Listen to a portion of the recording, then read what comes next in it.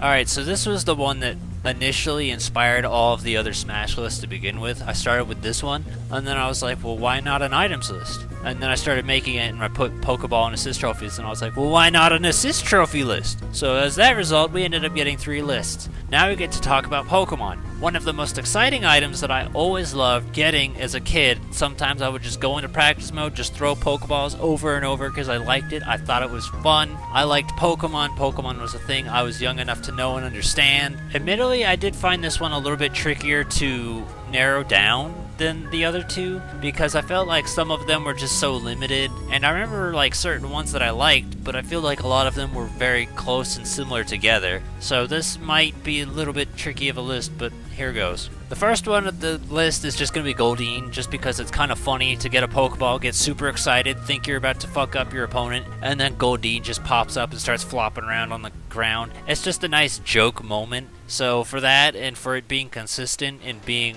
you know, one of the better items or gags, like, I'm a fan of it, and it would feel empty to not have Goldeen. Next is going to be Meowth. Admittedly, I think I like Meowth best in Smash 64, just because it feels like, I don't know, it's kind of weird to say that I feel like the sprite stuff animated and was a little bit more faster paced, so I liked it more. But I felt like Meowth is a lot more effective in that, opposed to in the other games where he's a full 3D model. Admittedly, I don't even remember him being around too much, so I associate it more with Smash 64, but he's there, he's consistent, he does some damage. It's kind of annoying, kind of like a spicy curry effect in some of the later games, but yeah, that's it. Just, I like him, he's useful, but I kind of liked him a little bit more in Smash 64. So I'm actually in the recording phase of this right now, and as I was going over it, I looked at it and I said, why the fuck isn't Snorlax on this list? And I'm going to go ahead and omit my original omission, which was coughing and wheezing for this part, and replace it with Snorlax, because I'm trying to figure out what it was that like made me think I'd rather coughing and wheezing over Snorlax. The only thing I could possibly think of would be just the idea that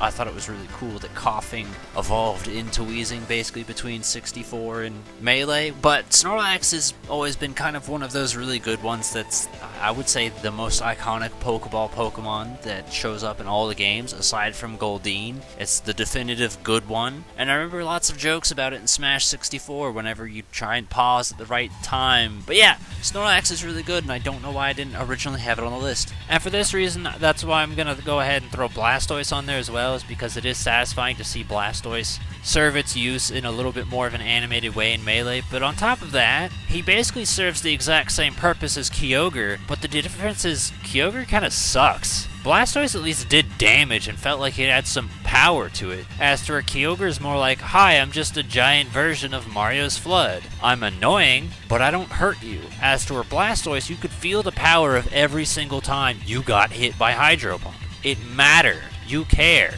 Another one that also transitioned kind of well from Smash 64 to Melee was Clefairy. Now, I like Clefairy more than I do Togepi, because I feel like Togepi's metronome is kind of a little bit more boring. It's like, oh look, you're asleep. Oh look, you got a stupid thing on your head. Oh look, the screen's dark. As to where Clefairy could do whatever the fuck Clefairy wanted. If Clefairy wanted to shoot fire, Clefairy was going to shoot fire. If Clefairy wanted to turn into a billion Clefairies and swarm up the screen, Clefairy was going to do that. Clefairy was more offensive, and even when they put it inside of Melee, it still had ranging, powerful attacks that could at least do something to you, and for that reason, I like it more. I would much rather have Clefairy than Togepi, or at least give Togepi the ability to do what Clefairy did, then I'd be fine with it. So for that reason, I find Clefairy so much more useful and better for the unpredictability of which it can muster. Now, I really like this one because of, again, unpredictability. You're not sure what's going to come out, and the second it comes out,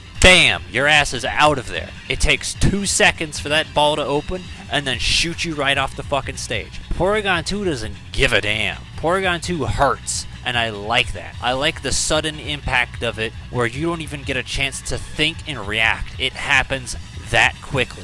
Admittedly, I think it's actually kind of weird to look at it and feel like it wasn't present in any games, but apparently I think it was missing out of one of them, and that's Electrode. And Electrode just feels like a natural fit. It's just a bomb, there you go, oh look out. But it's also fun because you can pick up Electrode, throw it at your opponents. It's also fun because sometimes he'll fake out like he's not going to explode, and he'll be like, ah, psych bitch, and then he explodes anyway, which I don't know if it was intentional or not, but that also kind of plays into his stadium feigning animation where he's dead, but he checks to see if you're looking, and he's like, oh yeah, I'm dead, definitely. So that kind of works out. But it's really fun to have Electrode. It just feels like a natural fit. It does what Electrode does in the show. It does what you expect an Electrode to do. It just makes sense. Now, admittedly, this is mostly just because, fuck you, I like Genesect, but Genesect is also incredibly useful as well. I like the Techno Beam. I like when he shows up and he takes a nice chunk out of the screen. I like moves like that.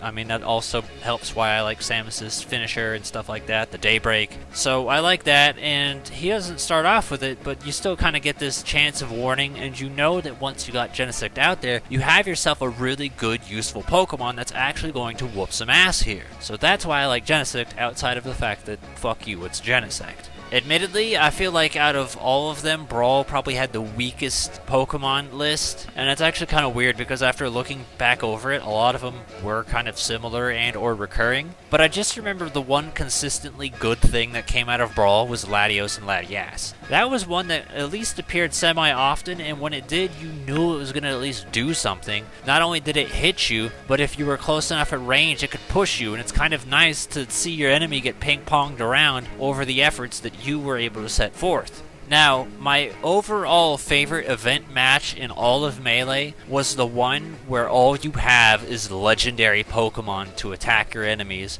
and they eventually work up enough damage to kill them. So, I've always loved them, and that's kind of what I mean, was the list was kind of going to start off with just Articuno, Zapdos, Moltres, Entei, Suicune, Raikou, but admittedly, like, half of those suck. Moltres is kind of eh. Raikou sucks. Suicune's okay. Zapdos I liked, but I mean, I could understand how you could think it sucked. Groudon sucks, but the ones that I remember being my number one favorite was Entei, and since technically Ho-Oh's is the exact same thing, Ho-Oh would count as well. But I love the idea of just this giant lava pillar, because fuck you, Fire Spin is not that good. And throwing your opponent into it so they can get devoured. It's a very satisfying feeling to try and feed your opponent into this whirlwind of death. So I've always liked it, and it's always been my favorite, primarily for that reason. And again, I always think back to the event match where all you're using are legendaries. It was good, it was fun, it was so satisfying to watch them get rendered helpless as they're being burned to death.